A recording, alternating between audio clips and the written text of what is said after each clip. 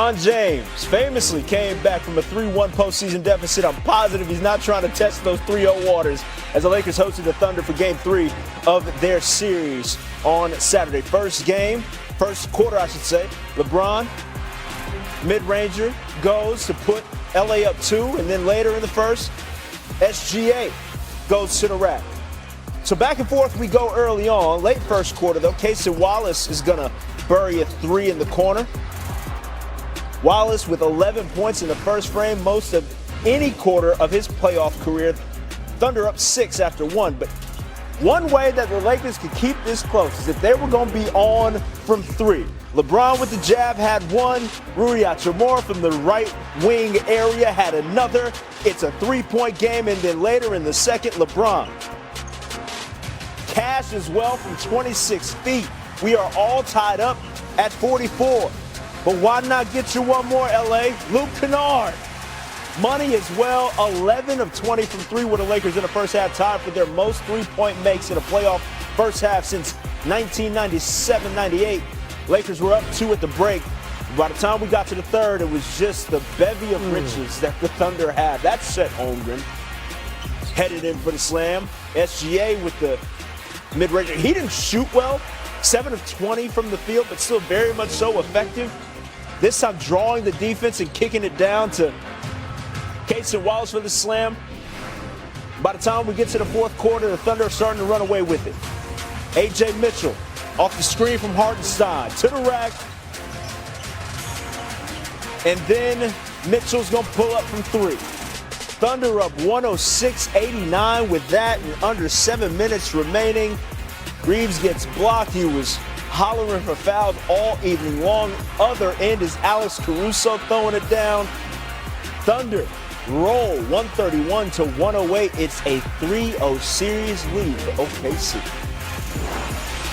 New on SportsCenter, LeBron James takes some time in the locker room.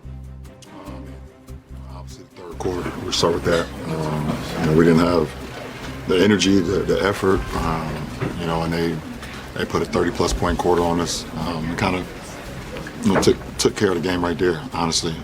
We had moments, obviously, in the first half that was really good for us. We did a good job of sharing the ball and knocking down shots. In that third quarter, we didn't knock down shots. We didn't defend or get stops, I would say. We defended, but we didn't get stops, and it allowed them to kind of take control of the game. What is your level of anger and or disappointment? I don't want to say I'm not angry or disappointed. Obviously you're disappointed in the simple fact like you being down 3-0, obviously. But we still got life, and that's all you can ask for. And we got to be much better on Monday. See what happens. JJ compared the Thunder to some of the 90s Bulls teams or the 17-18 Warriors teams. So they're an all-time great team. You obviously played against those 17-18 Warriors teams. Do you think this Thunder team ranks right up there? They're pretty damn good from top to bottom. And they don't let their foot off the gas. LeBron, in the third quarter, collectively, you guys are minus 31. What's happening in the third quarter, them versus what you guys are doing? I don't know. But obviously the number speaks for itself. When you guys played Oklahoma City, and I think it was February or something like that, you talked about how it's their ability to sustain energy, to sustain execution. Going up against that in this series, just what have you kind of made of their stamina in that way? No, it's not nothing. It's because it's not surprising. You've seen them over the years. They have a lot of bodies, and they got a lot of guys that can do multiple things on the floor. So, it helps to have that depth. About what kind of effort will it take to get one game? What's it going to take from you guys? Obviously we got everything. Everything and more to beat a team like this. So we got to be our best, be at our best on Monday. Well, when you guys get to, any team gets to an elimination scenario, it literally could be the last time that group is together as it's constructed. Is that something that, a group should acknowledge or does acknowledge? And what's key to, you don't, just focusing on the No, you don't really talk about that. You focus on the moment at hand and go from there. JJ was talking about how they have the ability to kind of shape shift within the course of a game and just adjust because of the different personnel that they have. Right? You've been on some teams like that, but what is the challenge when you're trying to almost put something out on the floor that they have and they're able to just switch on the fly? It just says it's very challenging. They have the proper personnel to be able to, like you said, shapeshift whatever you kind of put out there. And, and still be productive no matter who's on the floor. Lakers had a 2-point advantage at the break. 59-57 was the score. This season, through the first round, the Lakers were 40-2 when leading at the half. Unfortunately for the Lake Show, in this series, they're 0-2 with both of those losses coming in the last 2 games. Shai Gilgeous-Alexander and A.J. Mitchell on the floor post-game. Shai, your leading scorer in today's contest, this young man, A.J. Mitchell, what can you tell us about his ascension? Yeah, he's a gamer. Works super hard, never shaken by the moment. Like, he's just ready for his opportunity, and he takes full advantage of it. It might be a shock to the world, but this is no shock to us. We knew A.J. Mitchell was the day he stepped foot in our building, and he's just showing it to the world. A.J., what's allowed you to have so much success with this group this season? Man, I mean, the trust that I got from my teammates and the coaching staff has been amazing from day one, so that's the key. Shai, you're up 3-0. What do you need to do to close this thing out here? Are you going to get greedy and try to close it out here on the road? Absolutely. We would never want to waste the opportunity to win a basketball game. We got to do the same thing we did in the first 3 games. Be the aggressor, play the right way together. Whether the shots are going in or out, just stay true to our identity, our personalities out there on the floor. And yeah, we should be fine. Shai, AJ, congratulations. Thank you. Appreciate it, brother. Thank you.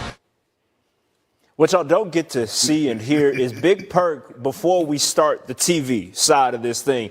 He's here now with us on SportsCenter. And Perk, when we were talking, you mentioned that despite the lead that the Lakers had, there was no shot that they were going to walk away with this one. What leads to a dominant effort like this from the Thunder? Man, first of all, good to see you, Trail. Second Always. of all, did you see out of the Oklahoma City Thunder? They're laughing at the Lakers. They were laughing at them when they had their fellowship moment after Game 2. It was in Oklahoma City with the officials.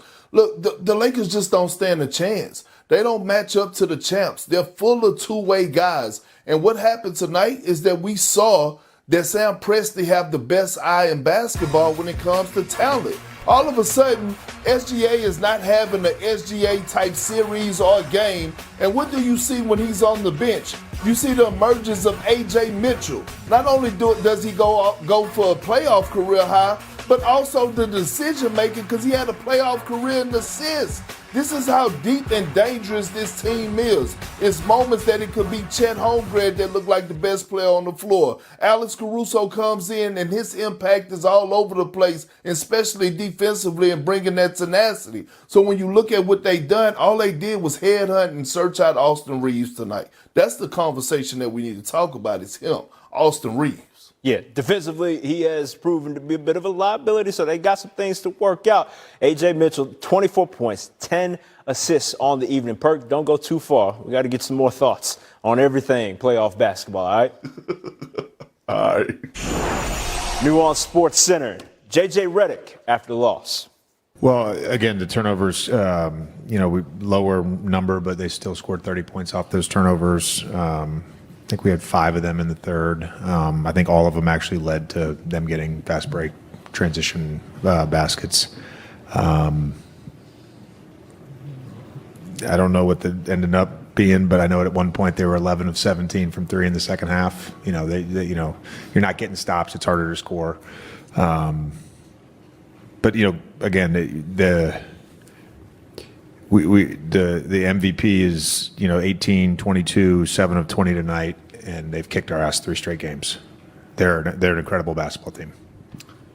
JJ, beyond what you saw in Game 2 that led you to share your post-game thoughts, sometimes coaches will try to plant seeds to change the tide of a series. Did you feel like the officiating, there was any impact in it compared to last game after your remarks? No, again, I said after the game we didn't lose that game 2 because of the officiating. Just pointing out some discrepancies. That's all. JJ, what was your message to your team down